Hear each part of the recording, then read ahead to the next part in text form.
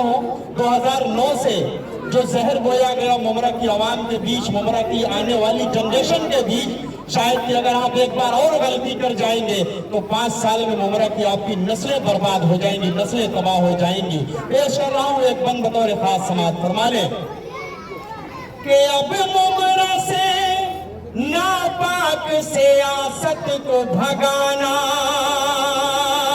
अब मुमरा से नापाक सियासत को भगाना, अब अजीत और नजीब को इस बार जिताना, अब अजीत और नजीब को इस बार जिताना, जो सबको लड़ाता है उसे अब है मिटाना, जो सबको लड़ाता है उसे अब है मिटाना। हम सब की यही सोच है, हम सब की यही सोच है, हम सबका है नारा नजीब मुल्ला हमारा, नजीब मुल्ला हमारा। हम सब की यही सोच है, हम सबका है नारा नजीब मुल्ला हमारा, नजीब मुल्ला हमारा। हर हिंदू मुसलमानों की आंखों का है तारा नजीब मुल्ला हमारा, नजीब मुल्ला हमारा। जो कहते हैं वही करते हैं, मक्कारी नहीं करते, जो कहते हैं वही करते हैं, मक्कारी नहीं करते, जो झूठा है कभी उसकी तरफदारी नहीं करते, जो झूठा है कभी उसकी तरफदारी नहीं करते। अरे वतन की आबरू से माँ का रिश्ता जोड़ने वालों, कभी हम लोग अपनी माँ से गद्दारी नहीं करते, कभी हम लोग अपनी माँ से गद्दारी नहीं करते। बहुत बहुत शुक्रिया, खुदा हाफिज, अस्सलाम वालेकुम वरहमतुल्लाह। उसके बाद आपके हर दिल अजीज लीडर जनाब नजीबुल्लाह साहब से मैं गुजारिश करूंगा कुछ कहेंगे जी। पहले नजीब भाई आपका जिम्मेदारान यहाँ का इस्तेमाल करना चाहते हैं, इस्तेमाल इस तरफ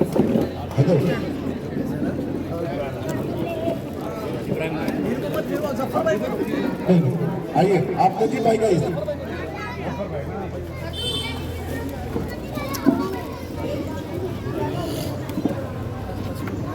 जोरदार तालियां बजा करके नजीब भाई का इस्तेमाल करें। नजीब भाई अपने ख्यालों का इजहार करेंगे।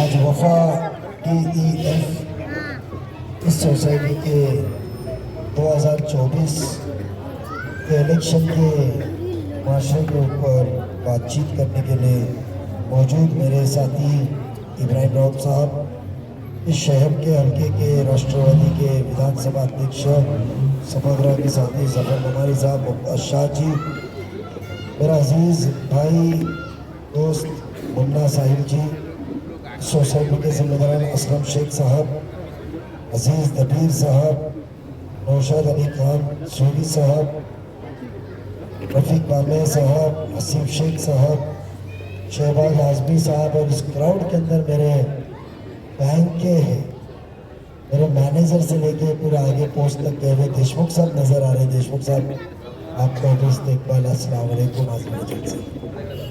खुशी हो गई, इतने साल बाद नजर से देखा, थोड़ी दाढ़ी बड़ी हो गई देशमुख साहब।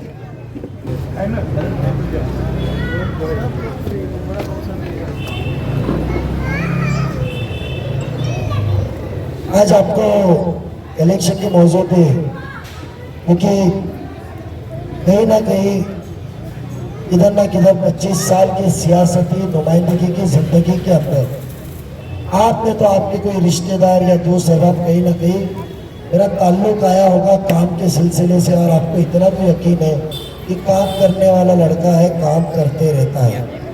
कोई कोकन बैंक के जरिए हो, दीन के जरिए हो, दुनियाई तार हो, या सियासती जिंदगी में महापालिका या कुछ काम हो। एक तो आज आपको फर्क सबसे पहले लगा कि आपको ऐसे नुमाइंदे को चुनना है जिधर बिना किसी डर के बिना कुछ के आप एक मेमोरेंडम तो दे सकते हैं। इसके पहले इतने आपने आमदारगी के इलेक्शन में दिए, किसी ने पहले आपको पूछा कि आपके मसले क्या है? पूछा किसने? आपकी तकलीफ क्या है, डिमांड क्या है? आए, कॉलर किए 10 पुलिस, हिंदू मुस्लिम, जिहाद, पीस, और गाड़ी में बैठ के बाहर। अपनापन महसूस हुआ, अपनापन महसूस हुआ। यही एहसास दिलाने को हमने इब्राहिम भाई को कहा था, थोड़ी सी मेहनत कीजिए, लोग नाराज रहेंगे, कतरा रहेंगे। नजीब से मोहब्बत है, पर नजीब से मोहब्बत होने के बाद में नजीब के साथ जो एक पार्टी है उससे हो सकता है हमारे इख्तिलाफात है, नापसंदी रहेगी तो हम इसको वोट दे या ना दे। आवाज आ रही है ना? ये बात की वजह से कहीं तो भी कतरा रहे होगे आप। कुछ 2 हफ्ते पहले जावेद कबीर कुछ बिल्डिंग है वो क्यों वहां पर बहुत से सेक्रेटरी और उनकी मीटिंग थी। आपका जो पहला मुद्दा है ना, ये आज आपने लिखा है, उस मीटिंग में कोई मेमोरेंडम नहीं था, कोई डिमांड नहीं थी, मगर एक फिक्र, उसके साथ साथ दूरअंदेशी, विजन, तीसरा जज्बा खिदमत। खिदमत अलग अलग तरीके की होती है। किसी को कलेक्टर ऑफिस में काम अटकाए चले गए, फोन किए, वो भी खिदमत है। किसी को हॉस्पिटल में डॉक्टर से बात करने को चले गए, वो भी खिदमत है। किसी के लिए पुलिस स्टेशन में गए, किसी का पानी का मसला, किसी का टैक्स का मसला, किसी का एडमिशन का मसला, किसी का बैंक के कर्जे का मसला, कुछ भी मामला हो सकता है, वो खिदमत में आता है। तो जज्बे खिदमत के साथ में होता है कि हम वो नुमाइंदे हैं जो आवाम की जरूरत है, क्योंकि अल्लाह ने हमको कुर्सी दी है।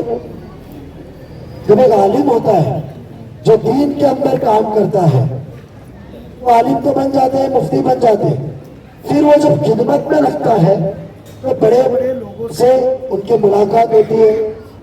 उसके बाद में आलिमों से, मुफ्ती से, अच्छे अच्छे लोगों से मिलते, वहाँ ख्यालात एक दूसरे के सामने शेयर करते हैं और उनको उनके अंदर कुव्वत बढ़ती है, वो अच्छे से और मसले का हल करते हैं। सेम मामला हमारा है। बगैर मांगे हमने कहा था कि उस दौर का मुमरा में सबसे पहला नशेबान ये वो सब तो मेरे चाचा ही थे, आर्किटेक्ट एम एच बापे साहब, आर्किटेक्ट जो थे सलाम रावल के और इनके मोहम्मद हुसैन बापे साहब। उस दौरान पे फिर एक और कॉम्प्लेक्स था जो बचपन में हम जब राबोरी से कोई कौसा गांव या रिश्तेदारी में आते थे शादी में, देखिए एक और आलीशान कॉम्प्लेक्स था। लोग मुमरा के उस दौरान में वफा पार्क देखने को आते थे। ये बात सच है। आज बिल्डिंग का 20 साल पुराना एलिवेशन देखो, सुल्तान मालदार, इम्तियाज पीरजादे, मुश्ताक खोत, शुएब पर्डी, इकबाल सरदार, राशिद खान, क्योंकि ये वफा के आपके सब चेक कोकन बैंक में गए थे, इनका अकाउंट कोकन बैंक में था। बराबर है ना देशमुख साहब? वफा का उस दौरान रशीद ये जब बना था, अब 15 साल आपने आपके आमदार साहब को, मैं मानता हूँ, पहले मैं माजरत चाहता हूँ कि बेशक ये हैदराबाद में मई आया था, इब्राहिम भाई को लिया था जब वो समाजवादी में थे, जावेद कबीर, इकबाल सरदार को बुलाया था मैंने, और कल्याण से वो आते थे मेरे लिए। जब मेरा ननियाल कल्याण का डोन फैमिली का, हमने डोन फैमिली के कल्याण की, तो वो उनको बुलाते थे हम लोग और मेहनत करते थे। मैं मानता हूँ क्यों अलग हुआ वो मुख्तसर आराम से आपको बताऊंगा। बेशक आपको आप ये कहोगे कि बेटा तूने अच्छा किया।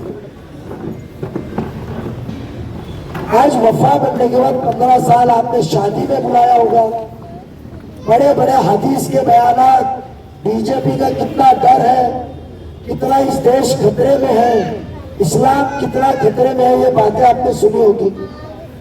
वो इंसान को कभी लगा कि हर सोसाइटी की हर बिल्डिंग की एक उम्र होती है, जैसे कि इंसान की उम्र होती है। हमारी हयाती अल्लाह ताला के हाथ में, इसको 30 साल का सर्टिफिकेट इंजीनियर देता है। कभी उनको लगा कि यह बिल्डिंग कल खस्ती हालत में होती है, तो ये वो मालिक जिसने बनाया उसकी मोहताजी आएगी आपके सर पे, क्योंकि जमीन आज भी आपके नाम पे नहीं। ये बात सच है। इसीलिए आपने पहला मुद्दा लिखा, क्योंकि जमीन आपके नाम पे नहीं, इसके लिए पहला मुद्दा निकला कन्वेंस डीड। क्यों मोहताजी चाहिए? ये बिल्डिंग लीगल है। कभी उनको लगा कि यह आवाम ने आपके ऊपर एतबार करके, मैं दो अंदाजों में बोल रहा हूं, मैं आपको अपने मसले बता रहा हूं।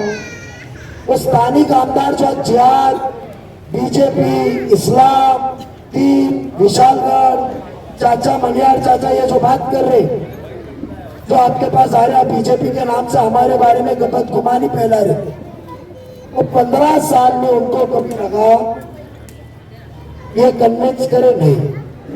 उनको कभी लगा कि 2.5 साल में हाउसिंग मिनिस्टर ऑफ महाराष्ट्र, वो ऑफिशियली म्युनिसिपल कमिश्नर को बुला सकते हैं, बात कर सकते हैं कि यह आवाम को मुझे ओसी देनी चाहिए। ये लोग जिन्होंने मुझे वोट नहीं दिया होता तो मैं मंत्री नहीं बनता, तो पैसे नहीं कमाता, तो मैं आज इलेक्शन में हर सोसाइटी को, सेक्रेटरी को पैकेट नहीं बेचता, वोट 2000 में नहीं खरीदता। ओसी नहीं आ सकती, ओसी आ सकती थी आपकी ओसी है। इंशाल्लाह आप एक बार भरोसा करो। अब 15 साल काम किए ना, तो 15 साल काम करके आपको पानी मिला? 8 टाकी के पैसे नजीब मुल्ला ने महापालिका से पास करके 2018 में दिया, एक भी टाकी नहीं है। आप आपके अंडरग्राउंड टाकी है जिसमें मच्छी की बात आती है, इसे कुछ बिल्डिंग वाले बताए। गंदा पानी आता है, इसे बिल्डिंग वाले बताए। क्या एक पानी की ओवरहेड टैंक नहीं आ सकती थी? काम की बात करो, काम करना है। आज जो बात यहाँ करते हो, और इतनी हिंदू मुस्लिम और दीन की, चाचा की बात करते हो, मनियार चाचा, तो मेरा फर्ज तो चाचा ने खुद ने कहा कि नजीब मुल्ला पहला था जिसने मदद किया और गुनाह दाखिल किया। जब एक पत्रकार ने तुमको फोन किया तो दूसरे दिन गए वीडियो बनाए। मैं क्यों वीडियो बनाऊं? मेरे कौम का काम है, मैं क्यों बनाऊं? मेरे को मेरे आवाम के ऊपर भरोसा है कि वो साथ देगी। आपको सिर्फ बीजेपी के नाम पे, दीन के नाम पे गुमराह कर रहे हैं। हमारी नीयत देखो ना कि कौम को कभी बेचे क्या? ये हिंदू मुस्लिम बीजेपी क्या है? आपका बेटा, आपका भाई, हक से तो बुला सकते हैं। ऑफिस डालो, छोड़ो ऑफिस, जुम्मा की नमाज में खुतबा सुनते वक्त तो आजू बाजू मिलेंगे, नमाज जनाजे में तो बाजू में मिलेंगे, कहीं कभी मिलेंगे जब पकड़ सकते हैं। क्यों नजीब वादा करके दिया था, क्या हुआ? माफी चाहता हूं। मैं आपको याद दिलाना चाहता हूं, टोरेंट आई 1 मार्च 2020 को, अवार्ड साहब मंत्री बने दिसंबर 2019 को। टोरेंट चार्ज लेने के पहले 3 महीने उनके पास थे, और उसके बाद आपके वोटों के कर्ज के तौर पे अल्लाह ने उनको 2.5 साल कैबिनेट मंत्री ऑफ हिंदुस्तान का सबसे पावरफुल स्टेट का मिनिस्टर बनाया। कैबिनेट 2.5 साल थे, जब भी उनको लगा ना टोरेंट भगाना। आज नजीब ने चिंगारी बजाया है, आज आप लोग ने मदद की है, तो टोरेंट की याद आई। ऐसे झूठे इंसान को आप फिर से गुमराह के वोट देना चाहेंगे कि आपके बेटे, आपको भाई को, घड़ी को वोट देना चाहिए? ये फैसला आपका। मैं सिर्फ 2 चीज कहूंगा कि आप मेरी को दुआ में शरीक रखिए, जरूर मैं तो अल्लाह से रोज दुआ मांगता हूँ कि अल्लाह इनको दिल में मेरी सच्चाई का यकीन दिलाए कि ये घड़ी के निशानी के ऊपर वोट देके जो तब्दीली इस आवाम को लाने की है, जो ताकत अल्लाह ने मुझे दी है, वो खिदमत के लिए मुझे मौका दे। 20 नवंबर को घड़ी को याद रखेंगे, यही कह के मैं अपने अल्फाज खत्म करता हूँ। और ये जो वादा है ये मेरा फर्ज है, इंशाल्लाह ये मैं तो ऐसा भी कर सकता हूँ, मैं कर दूंगा, आपको वकील दूंगा, एप्लीकेशन दूंगा, असलम भाई को मैं ये करके दूंगा, आपको उनके हाथ से आए थे इसके लिए असलम भाई मैं करके दूंगा। मेरा मोबाइल नंबर ले लो, मैं फोन उठाया नहीं तो टेक्स्ट मैसेज करना, व्हाट्सएप में देखता नहीं, मुझे व्हाट्सएप देखना है तो लोग टेक्स्ट करते हैं आप व्हाट्सएप चेक करो, मैं व्हाट्सएप देखता नहीं हूँ, टेक्स्ट मैसेज करो, मैं रिप्लाई करूंगा। और बेशक दुआ के साथ साथ उम्मीद रखो घड़ी के निशानी को वोट गिरेगा। और आपको जो कहा अल्लाह को गवाह रख के सच कहा, खुले आसमान के नीचे कहा, क्योंकि हमें कब्र के अजाब का डर है, आखिरत का डर है। अल्लाह हाफिज।